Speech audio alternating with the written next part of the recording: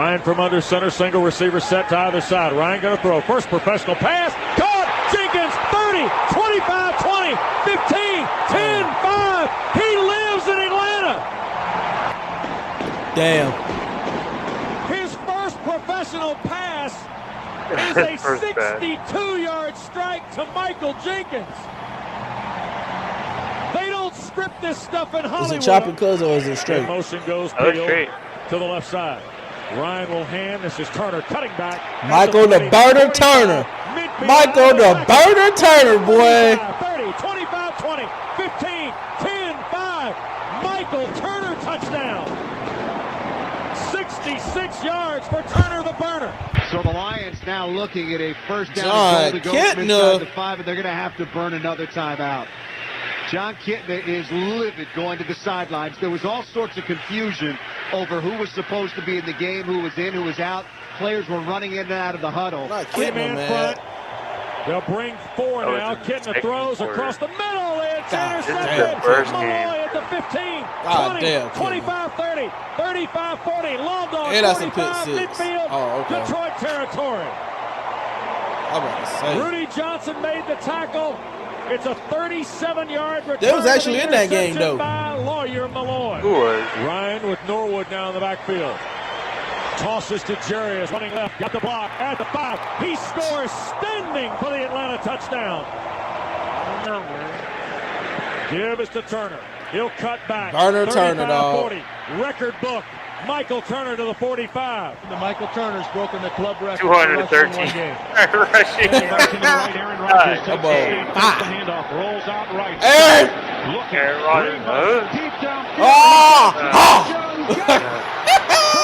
Oh my God! Oh, watch out! Jennings, boy. Finally brought him down to a 62-yard pass play. Jennings was wide open. If that pass didn't come up a little bit short, he'd be in the end zone now. Damn, bro. Snap to A-Rod, looking quickly over the middle. No. Jennings bolting to the 30. No, no, you ain't catching him. You ain't catching him. God damn! At the 22-yard line of Detroit. The left side, Williams, double tights on the line, Kitna back to throw, looking right, pump fakes, one shot throw. Oh my, Kitna, what you looking at? Look at, hey, man, Megatron, man, bro, look at him, man. Look at this shit. Look at Megatron.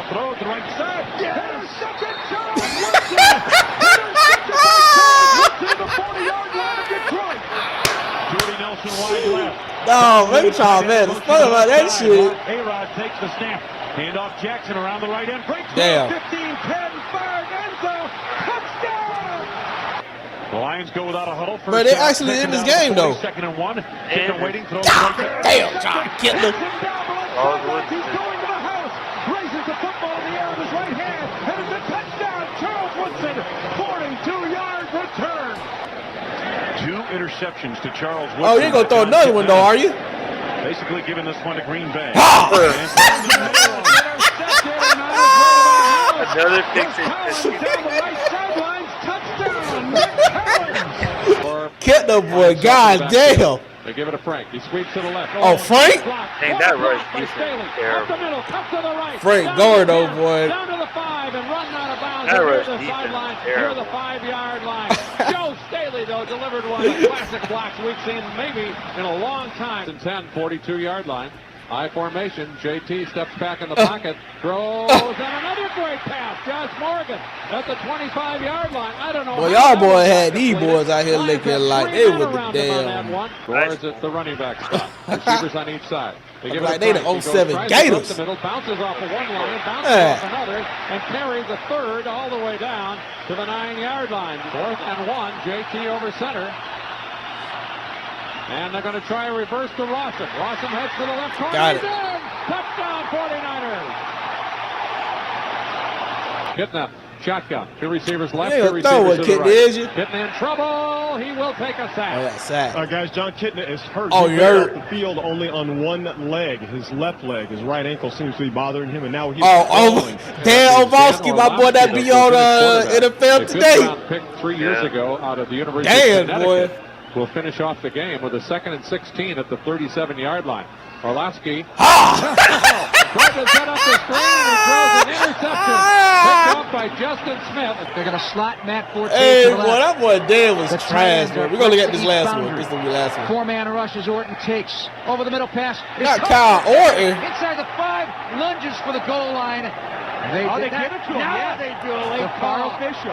A late call, a touchdown. Touchdown. Really? That wasn't a touchdown. Bears. All right. Forte the tail back behind Jason McKee. The snap from the 20 by No, Orton on Kyle. first down. Kyle. Sets the throw slide to the pocket. Open man. Kyle with Devin Hester, boy. To midfield into the line territory. On third down and 4 from the 46. Kyle. Takes and goes back to throw. Cutting right. Kyle, Pass is caught boy. in midfield. There goes Greg Olson down the right sideline. Greg Olson First played for these down. boys? Third down Yeah, from I line, remember, 31-yard line. They're working the Young Greg shotgun Olson. with 3 receivers. Blitz is on from the secondary. Orton has time. No, Left Kyle. left sideline. Kyle, boy. Is caught. That was a heck of a one-handed catch there by Marty Booker. Underthrown. Yeah, Marty One Booker, catch. former Miami definitely a Dolphin. catch. And now, that catch would be at the 2-yard line. Fourth-year quarterback Dan All right, Orlovsky here out go of Dan, Charlotte, Connecticut, and the University of Connecticut. He is in Here for go the Dan, Jack boy. Johnson. Lions football. Dan. At their own 14-yard line. I left there 0 for 6 on No, third Dan. down. Orlovsky, the takeaway, throws the slant out the hands of Williams. Intercepted Tillman left side. Charles Tillman, boy, pick End zone. 6. Touchdown. Touchdown Bears. God damn, Roy Williams. Pass Charles Peanut Tillman. When the defensive back has coverage like Charles and you allow that ball to hang up a second or two, bad things are going to happen. That is all the way up there. Oh, here it is, here it is. The pass, he ran out of the end zone safety. Dan Orlovsky forced out of the end zone. God damn, by an Dan. on-charging Jared Hey, Jeff Allen. Brennan. 2-0 Jeff Vikings. Goes to the left of McKinney. Farrat takes the snap, pumps, dumps over the middle. It's Bernard Berrien. Makes a man miss at the 30. And now Oh, he gone. And Bernard Berrien's inside the 30. He gone, bro. Touchdown!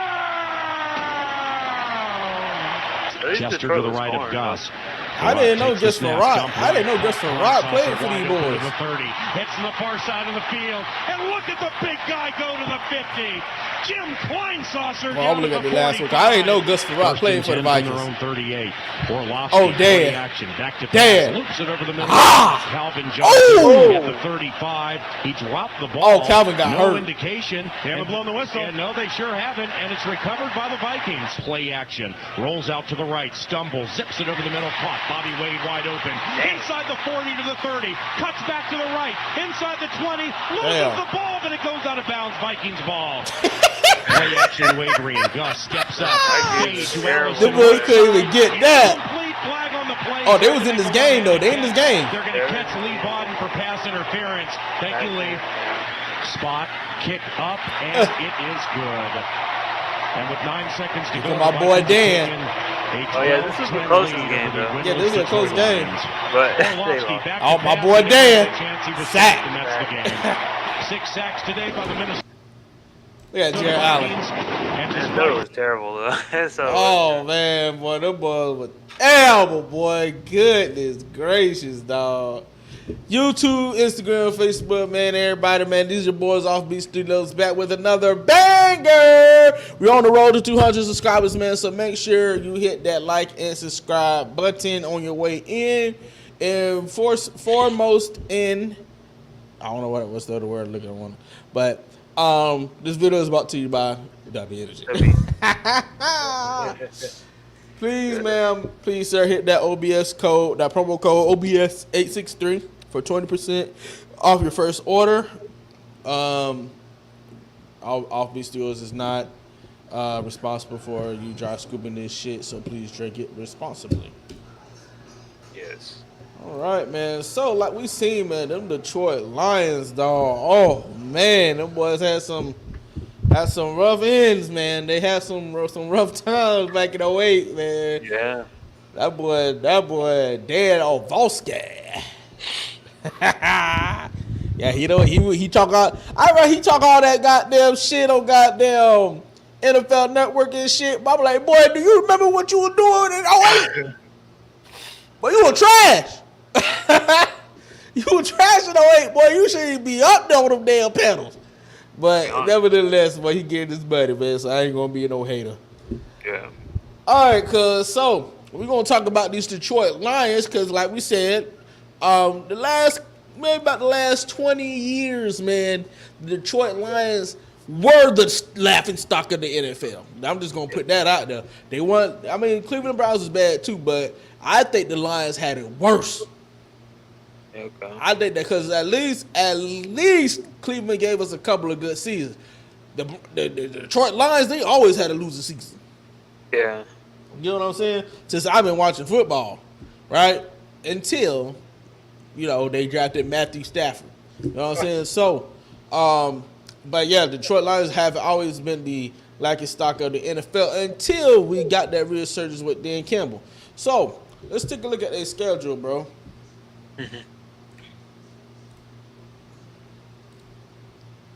Dan Ovoske.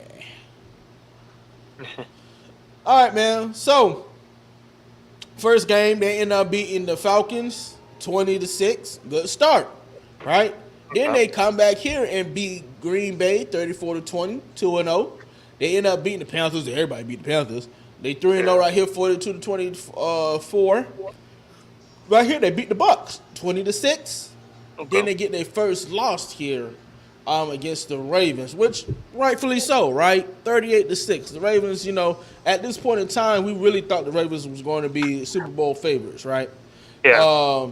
Then they end up coming to get a bounce back game against the Raiders, beating the Chargers 41-38, very close game. End up beating the Bears in that NFC rivalry right there. Packers end up getting their revenge though, 29-22. They end up beating the Saints barely, but 33-28. The Bears end up getting their revenge, 13-28.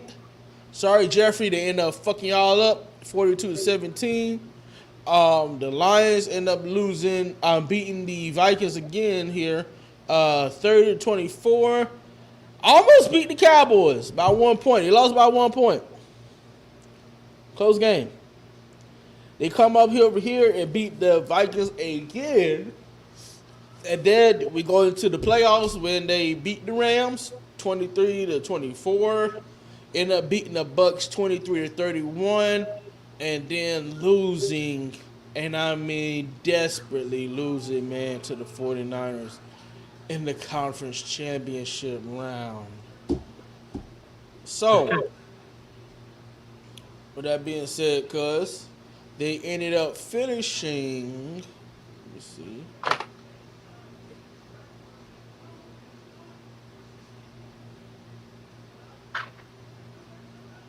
They ended up finishing 12-5 under second-year head coach Dan Campbell. So, with that being said, cuz, do we deem their season to be a success? Yeah. I would say it's a success because, from the Detroit Lions we normally have, for them to make it to the conference championship, that's a success because we haven't seen that before.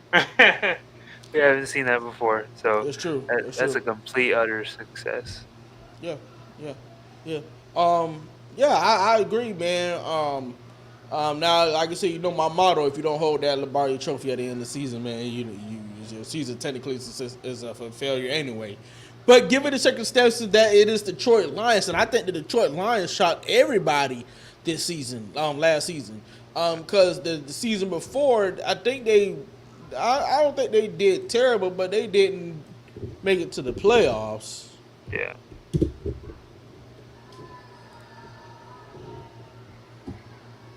Yeah, so they won 9. They was 9-8 in 2022.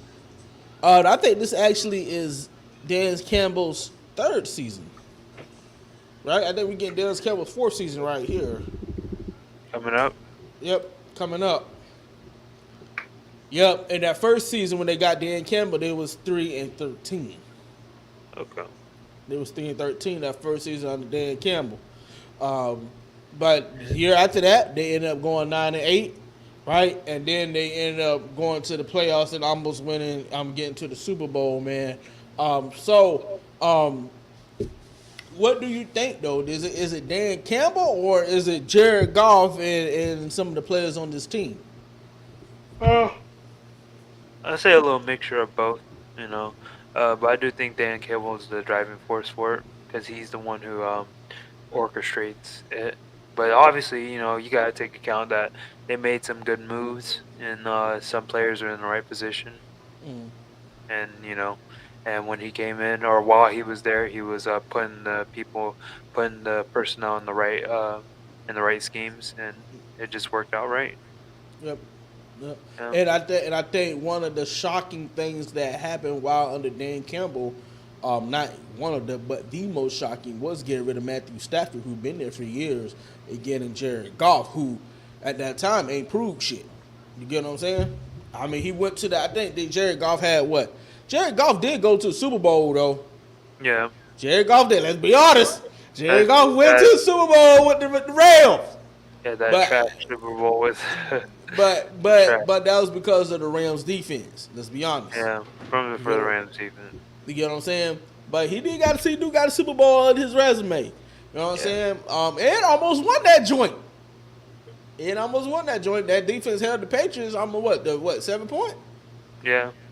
10. One touchdown. Because they only scored one time. One touchdown. Yeah. Yeah, they scored one touchdown, but that was it. It's 10-3. Yeah, that was it. You know what I'm saying? So Jared Goff, our boy, won the Super Bowl. You know what I'm saying? So, but Jared Goff at that time though, we didn't. It was almost like the Zach Wilson effect, right? We didn't know. You know what I'm saying? Like he had flashes, right? But we just didn't know about Jared Goff.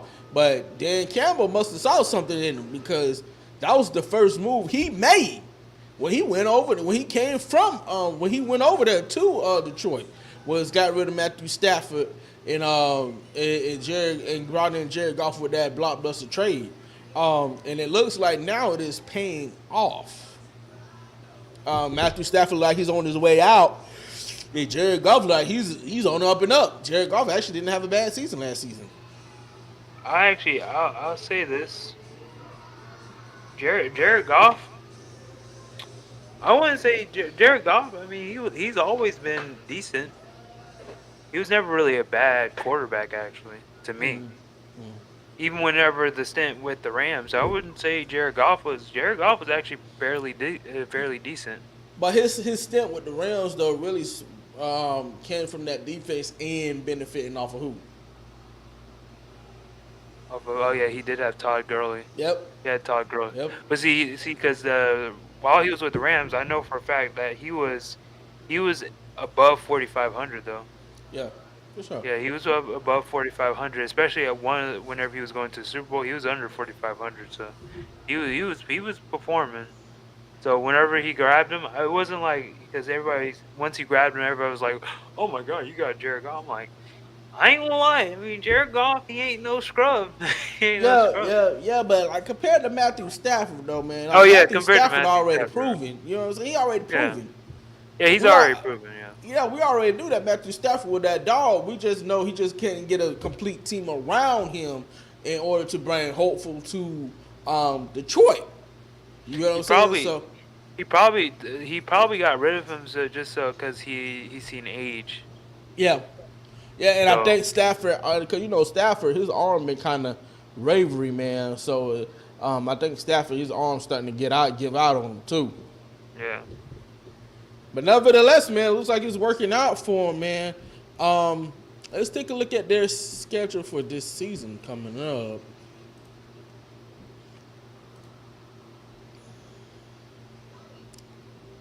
All right, so let's talk about what they're going to do next season, all right? So,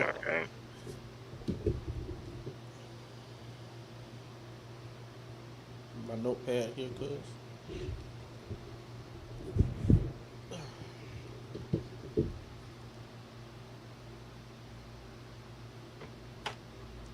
All right, so first game they play against the Rams. Do we give them a win or a loss? They're winning. Did they win that one? Yeah. Okay. Buccaneers. Lions are gonna win that. Okay. Cardinals win. Yeah, Lions. Seahawks. Lions. Cowboys. Cowboys.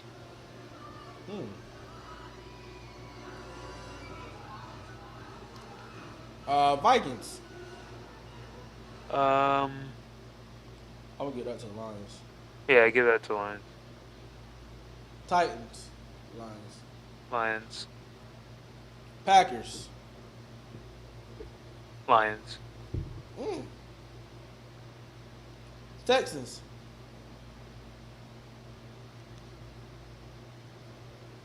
Lions. What? Lions. Yeah, the Lions. That Lions. I don't know. Yeah, Chris. Let me tell you something. I was watching the Lions and the way they play, like I have never seen a team play just like a machine. They're just a machine. Like they're just a machine. Like I don't know. Like it's different. You know when you got Miami, right? Yeah. Compared to Miami, you could obviously Tyreek Hill is like, oh yeah, Tyreek Hill is that he's He carrying is the it. Dolphins, right? Yeah, he's carrying it. And then you got teams like San Fran where you have multiple people. Like you have Christian McCaffrey and then Brandon Ayuk. You're like, oh yeah, these boys are carrying. But when you get to the Lions, you're like, there's not one person that's like, oh wow, he is carrying it. No, it's just the whole team is just a machine. It's a team. It's It's a team. Like they are just cohesive. Okay. So that's why like when you see them play, like they play like so perfect. Right. If you notice it, they were playing so perfect. It wasn't like, oh, it's Amon St. Brown. Oh, it's Jared Goff. Oh, it's Gibb. No. It's the whole freaking team. Like they just cohesive. Right. Yeah. So that's why I mean, All right.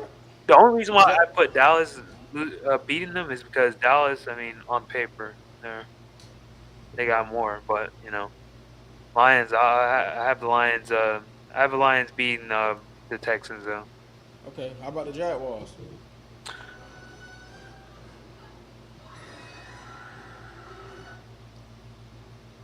Well, Chris, if you got them beating the Texans, you definitely got them beating the Jaguars.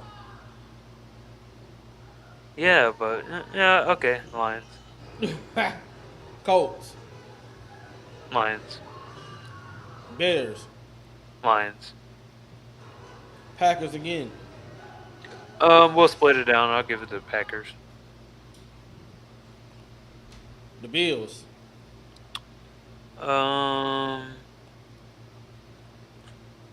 They were, I don't know, getting nail biters. I don't know if I'll give it to the Bills. I don't think so, but I'll give it to the Bills. Bears again. Lions. 49ers. 49ers. And the Vikings. I'll give it to the Lions. All right, Chris, you got these boys going. Let me see. 1, 2, 3. 1, 2,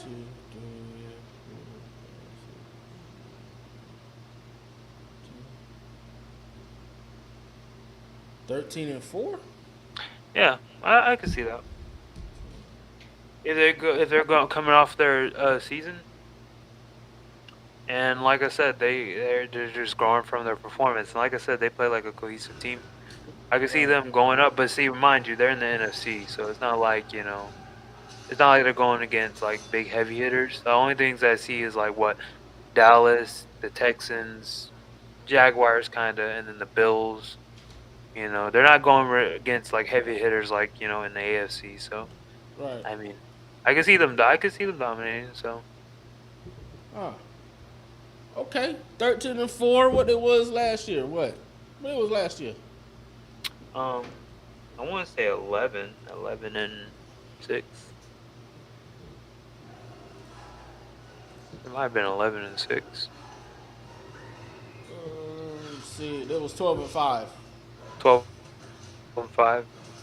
So yeah, I could see them going 13-4, 12 and 5 around that same area. Yep. Okay. Yeah. See, I ain't off, boy. I could tell because them Lions are cohesive as hell. Very cohesive team. Okay. I never seen. It's like the equivalent of what was that team in the NBA? The 2016 Atlanta Hawks. The 2016 Atlanta. Oh, was it 2016 or 2015 Atlanta Hawks? They won 63 games. They won 63 games, or like, yeah, they won 63 games. And AJ, they did not have no superstar on that team. They only had Joe Al Johnson Horford. wasn't there. Joe Johnson wasn't there. They only had Al Horford, who was the star.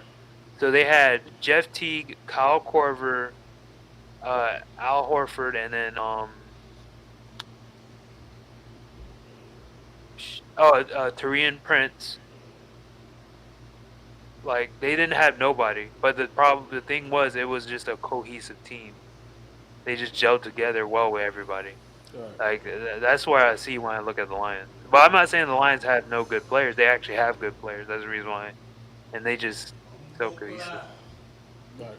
And they I mean, like, speaking of players, you know, I want to take a look at their roster, but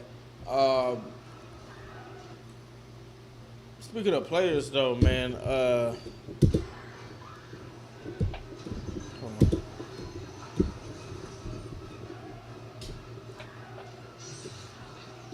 Speaking of players, man, they got one play over there, Chris. That's a game changer. No. Outside, cause I mean they got like, you know, Jared Goff, St. Brown, you know what I'm saying, Laporta, you know, Jameson Williams. They got them people, right? Gibbs. Yeah. But they got one play over there, Chris. Mm-hmm. That's a game changer.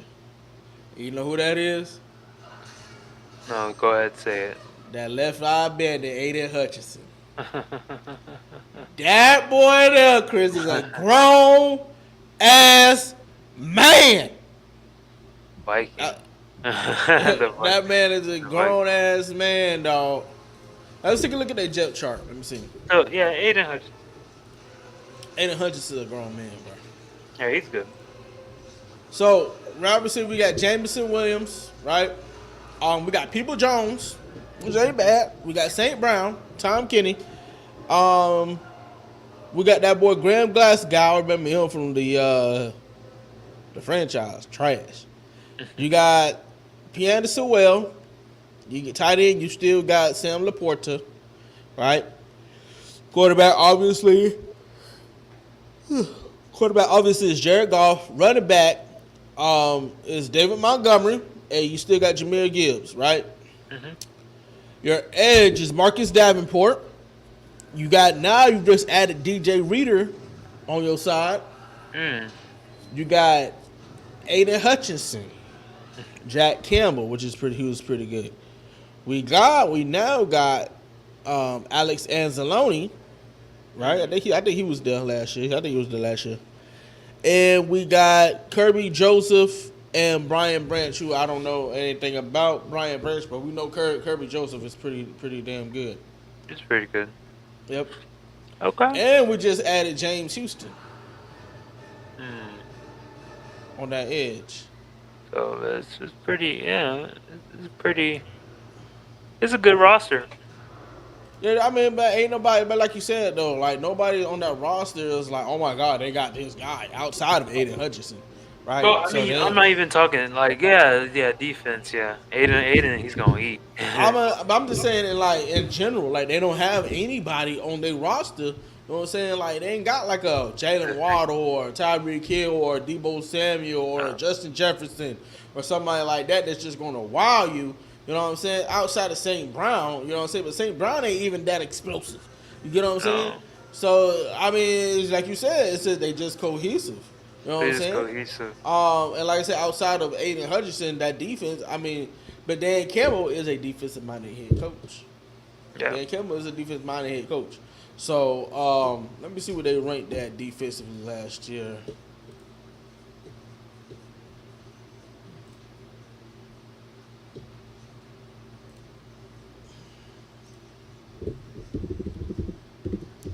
Defensively, Detroit Lions defense ranking. Their defense was number 10, Chris. Number 10. These boys had a top 10 defense. Top 10 defense, and we already know their offense was top 10 too. Bro, do you understand what I'm saying to you? Yeah. Chris, these boys have a top 10 defense with no players. Oh, I mean, yeah, I could see that. Yeah, I know with players because we don't see them, but it's like what? But Well, it's that's what I'm like saying. But like, you ain't it's got like if nobody you out look there at- that's like, oh my god, that makes sense. You know what I'm saying? But- like the Dolphins, right? Imagine the Dolphins, right? The Dolphins with top 10 defense, like, oh yeah, that makes sense. So they got Jalen Phillips, Bradley Chubb, you know, Jalen Ramsey, Javon Holland. You know what I'm saying? Like all them boys are like, you know, in the top of their class in as far as position is, right? But Detroit Lions, they ain't got nobody but Hutchinson. Yeah, true. You get what I'm saying? So Yeah. that let me know that gotta be Dan Campbell scheming. Yeah, true. I can see that. Yeah. That's scary. Yeah, as I said, the team was so cohesive. They just gotta keep that cohesive. They gotta keep that cohesive team play. Let me They see, gotta keep it. offensive. I'm looking at the offensive record what they did last year. I remember we searched it up before. It was like top 5, I think. Close to top 5 or something like that. I was thinking. They number 3 in Number total 3, yeah. offense. Yeah, because they were above the Cowboys and stuff. Bro, do you understand that's a deadly combination? You have a top 10 defense and a top 5 offense, bro. Right, it makes sense why they were so. Why close they to were so winning the Super Bowl. close? Yeah. Yeah. My only thing is they gotta keep the play. These boys are averaging 394.8 yards a game. Yeah, that's right. The play actions, boy. They were running a lot of play actions, and I think I seen a couple RPOs and stuff. That is scary, dog. Yeah, it is. That's what I told you. scary. That's what I said. That's why I told you. I told you whenever they played, it wasn't like I was looking at one player. The whole team was cohesive. Yeah, I don't mean they ain't cohesive got like. nobody out there standing out.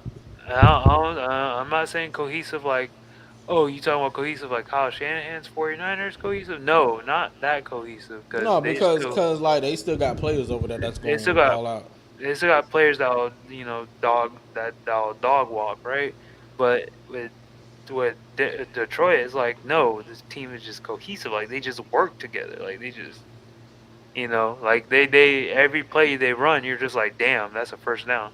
Yeah, and I see a lot. I definitely seen a lot of that in the NFC Championship game too. Yeah. Damn. To be honest, the only reason why they didn't win is there was a lot of mistakes. Yeah, and we're gonna talk about that too here right now with the coaching. Dan Campbell. Great. Dan Campbell is his method long lasting in the NFL? And when I say by method, his risky method. Not long lasting, but it'll probably work in the now, but it's not long lasting. I don't know, bro. I actually like that. I like it. That. I like it too. But you said, is it long lasting? I don't think it's long lasting. I like it. I think like his methods are good, so because he's a very aggressive coach. I know that. Yeah, he's aggressive, man. And, he's a very aggressive coach.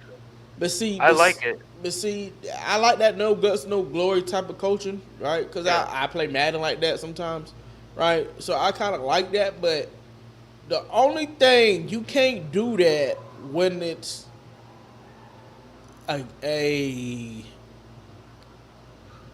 critical moment. Yeah, that's why I said it's not long lasting. Right. It's perfect for. Huh? Go ahead. Go ahead. No. Go ahead. I said it's perfect for good. It's perfect for certain situations, but like long lasting, no, absolutely not. Yeah, it's perfect for certain situations, but see, like that aggressive coaching could have cost you the Super Bowl. And for some owners, regardless of how far you got, depending on what you did in that game too, could also be your ass. Yeah. That's why when everybody's like, "Oh, Dan Campbell came back," I was actually shocked. I ain't gonna lie.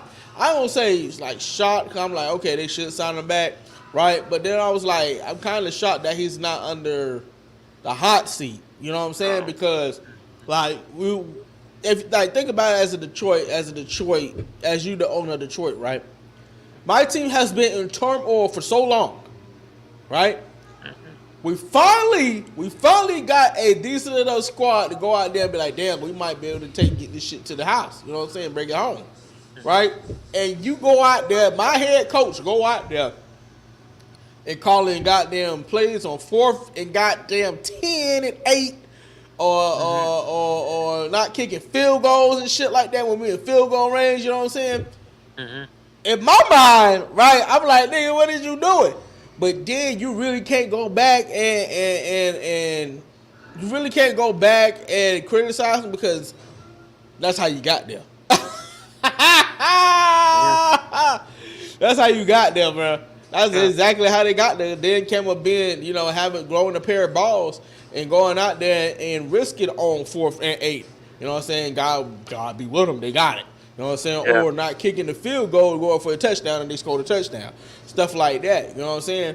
But like you said, it's not long lasting. Yeah. It's not guaranteed. That's not a good methodical way of calling and play calling. You know what I'm saying? So what I expect from Dan Campbell this year is pretty much the same thing. But I hope and I pray to God that he take in consideration how he lost in the NFC Championship game. Because you lost because of you being aggressive. Yeah. The same thing that got you there, the same thing that bet you in the ass. Yeah, that's right. That's right. Okay, because we almost done with them, man. They pretty much ain't had too much going on. They pretty much run it back this season. What do you think they need to do to win the Super Bowl?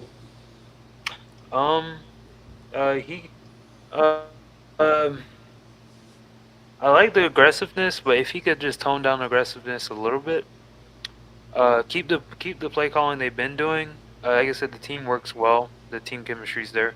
All you gotta do is just call plays. Just don't go too aggressive. Like I said, like this team is they're fairly good. If you call the plays and then he's defensive minded, so the defense is gonna be on point. They get to those crucial games where they gotta win, whether it's a divisional game or they're in the playoffs. Just take your time, because overall, the way I see the Detroit Lions is they are in their zone when they're picking apart their team, picking apart the other team, and I mean not even on defense, more likely it's definitely on offense. Offense, yeah. When they pick apart teams, that's when they're in their element. And I'm gonna tell you another thing too. They unpredictability. They are unpredictable. Their unpredictability is crazy. It's crazy. Yeah. They'll run. I noticed they'll run like a RPO, swap it, and then do a flea flicker with Jared Goff. That's what I'm saying. Like they unpredictable, dog. They'll run plays like that. But like I said, you just lower the little aggressiveness. Take the points you can, and like. When you get to the big, relatively, when it comes to games where you're going to beat them or whatnot, you can go aggressive. But when it comes to big games, like you're going against the 49ers or you're in the playoffs, take what you can. Because I know, overall, like I said, Detroit was, they're a steamroller of a team. So, yep. That's, they basically, they don't have to change anything overall. Because they were so close to getting there in the first place. Yeah. To be honest. So, they don't have to change anything, but all I got to say is keep the same consistent play that they did have last season. Because if that same consistent play isn't there, then, other teams catch on to what you're doing. Yeah, they ain't sure do. And I think that's what happened in the NFC Championship game, because if you look at that NFC Championship game, the 49ers shut them down in the second half.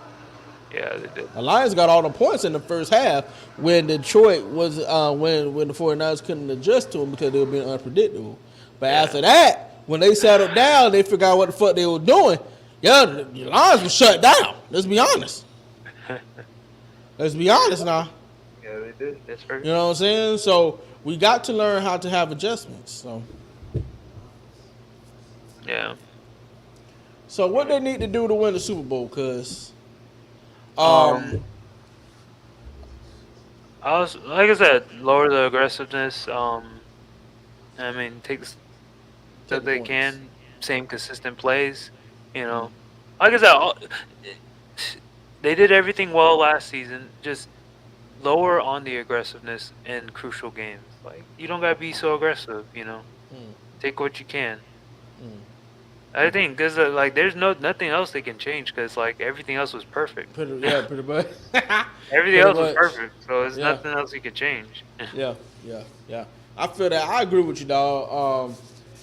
Just when you gamble like that, Dan Campbell, I hope you watching this.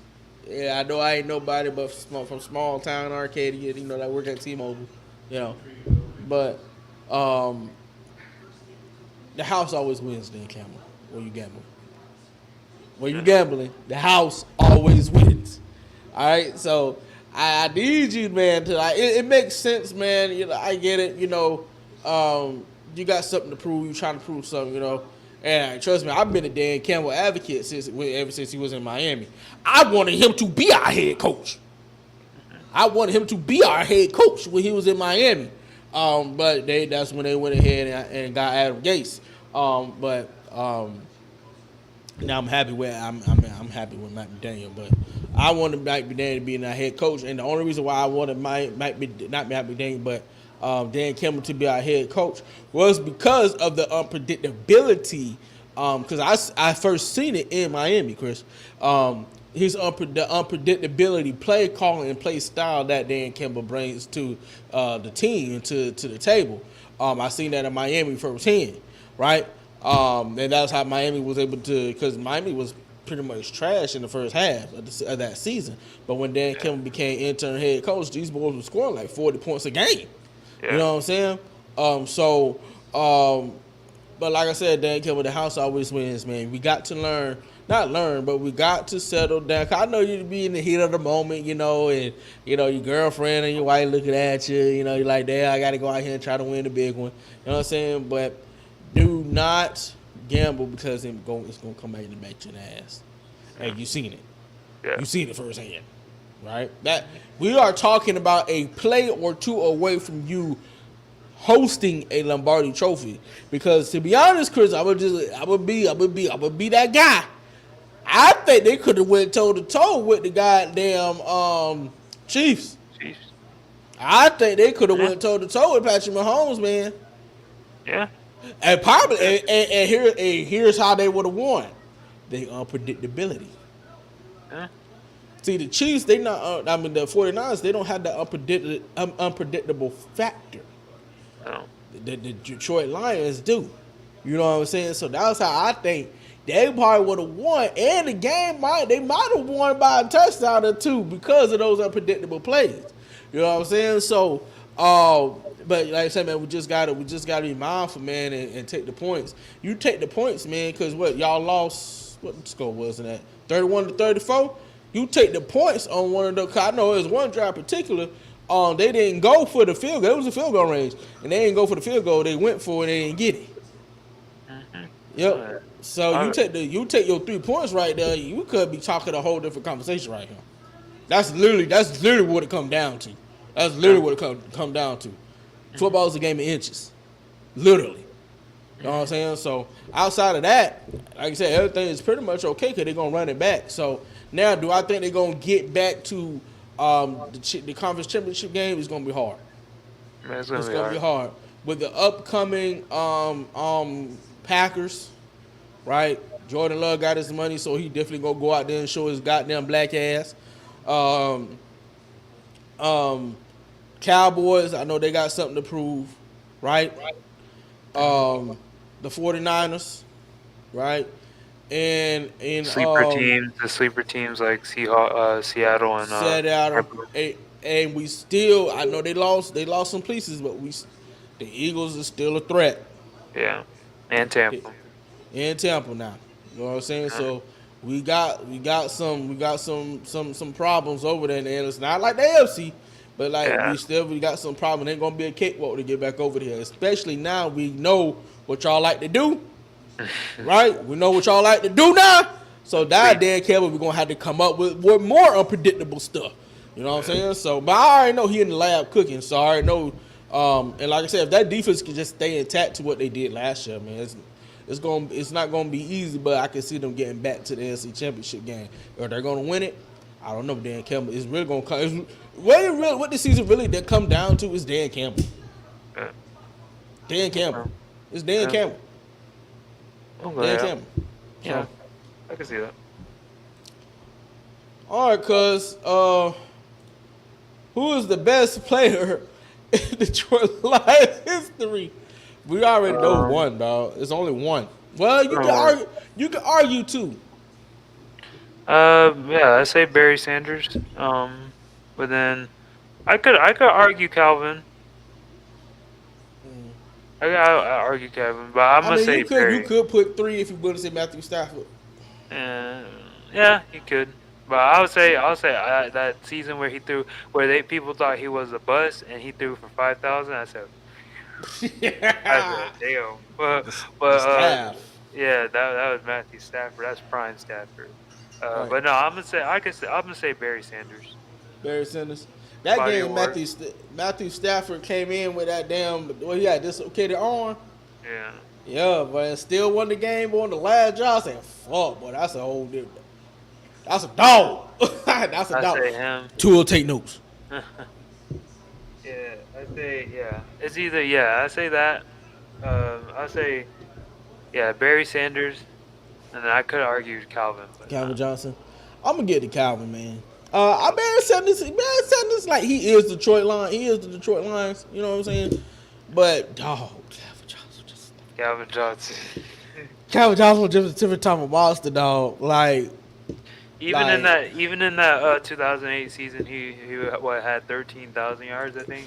Yes, he still had a lot of yards. With John Kitna and Dan Ovolsky throwing you the ball. No, Chris, that's like me and you and Jeffrey out there throwing the ball to him. Yeah. This man's still going like for 1,300 yards. Still a Pro Bowl season. He's outstanding because of his height too. Not many wide receivers that tall. Yeah, he was tall. I ain't gonna get it to him until Brent Grimes picked the ball off him. But he's a tall, because you haven't seen tall receiver like that. How tall he was? 6 what? 6? 6'8". 6'8". I think it was 6'8". Yeah, tall man. Yeah, but see, Megatron also had speed too, dog. He also had speed too. That's what made him. He's that Kyle Claxton. Yeah. I see that Kyle Claxton. That boy was tall and fast, dog. Oh, he's 6'5". Sorry. 6'5". Okay. But he was still fast. That's still kind of tall. Yeah, that's still kind of tall for a receiver in today's age. Yeah, but he was fast though. Yeah, Megatron just was a different type of animal, dog. On that field, man. Like, dog. Oh man, Megatron is different, man. And I forgot what his wingspan. I think his wingspan was that equivalent to an eagle. I think, like something like that. I seen like a little thing on NFL Network where they had his wingspan. It was like equivalent to an eagle, dog. Which that's pretty fucking long. That's pretty fucking long, man. But man, I'm gonna get the Megatron, bro. I'm gonna get the Megatron. And last but not least, cuz the biggest disappointment in franchise history. I agree. It's Joey Harrington. You don't say Joey Harrington? Yeah, I say Joey Harrington. Oh, Joey Harrington, boy. Yeah, Joey Harrington. Oh, what? Hey, cuz. Hey, I didn't know this. I didn't know he played for Miami though. He did. I didn't know. Not for long. We got him up out of there.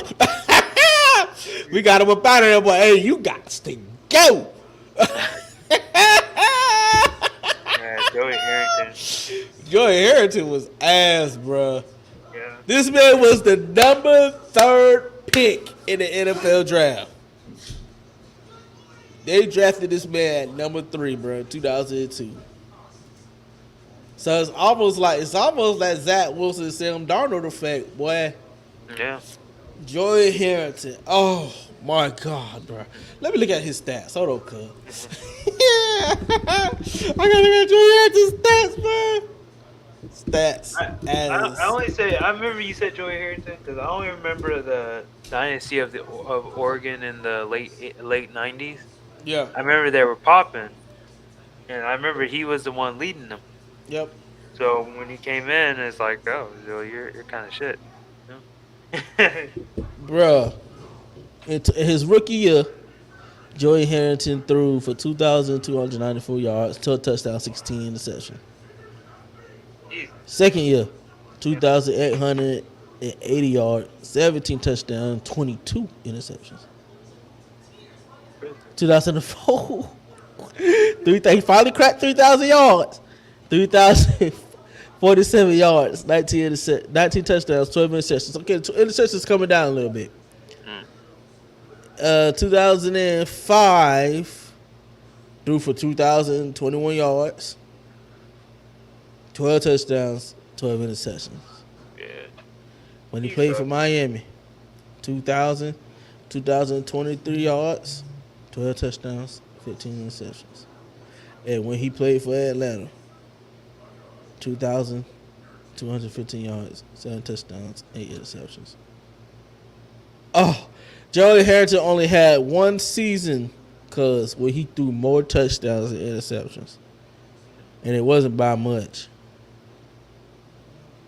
And that was in 2004. Yeah, Joey Harrington's the worst, probably. Joey Harrington is ass. Yeah. Well, I don't know because I might give it to Dante Cooper too.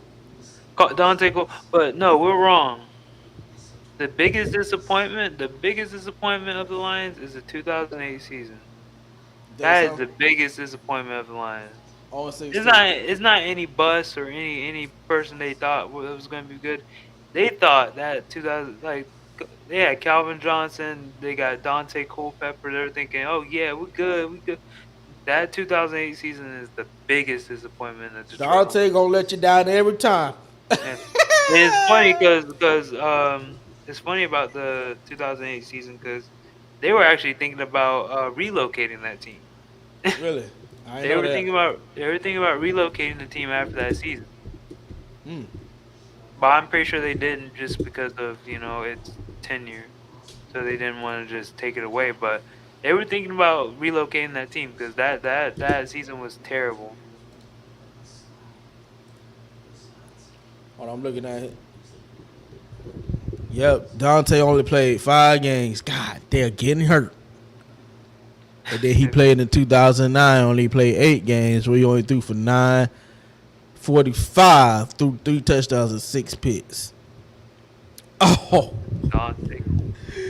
Dante gonna do it to you every time, boy. I'm trying to tell you, cuz he'll give you about a good 4 games hurt. That's what happened to him in Miami, dog. Same thing. Oh, we got Dante Culpepper. No, you don't. No, you don't. Yeah. Oh, man. Yes, it might be that 2008 season, bro, because on paper and historically, that is the worst team to ever grace the turf. Yep. Them and that Bucks team that went on 16 too. Yeah. Oh man, Joey Harrington, boy. I'm so glad he got the lead, bro. Yeah, dude. Joey was trash, bro.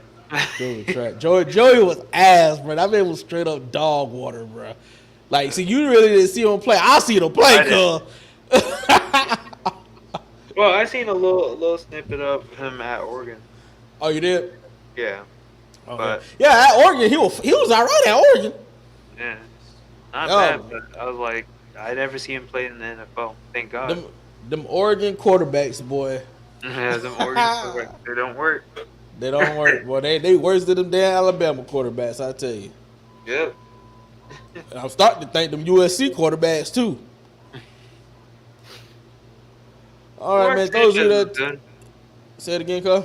I said Mark Sanchez was good. Outside of who? As a Mark Sanchez? The best quarterback to come from USC was not the best quarterback. Oh, I said Mark Sanchez was good. Oh yeah, y'all better than Jordan Harrington. Yeah. Yeah. Because he said them USC quarterbacks might be terrible. Oh yeah, I'm talking about like nah. Oh. Yeah. I'm talking about nah. Them USC quarterbacks ain't it. Caleb Williams, we'll see.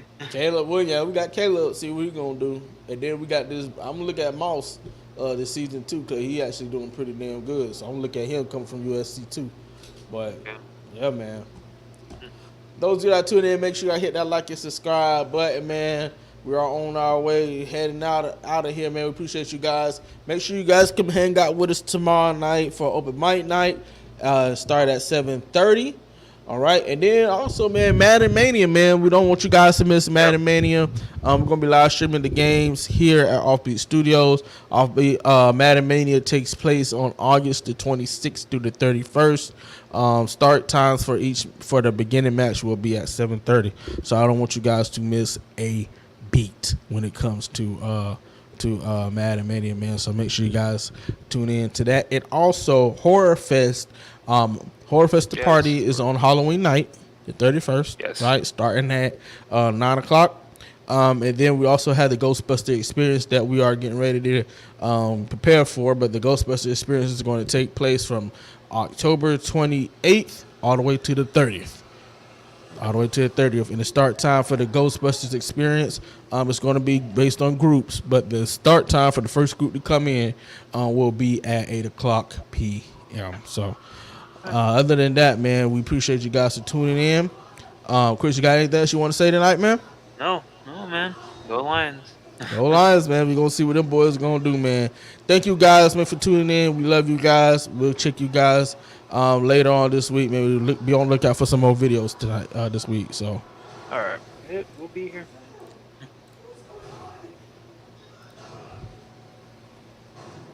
I can't even find it.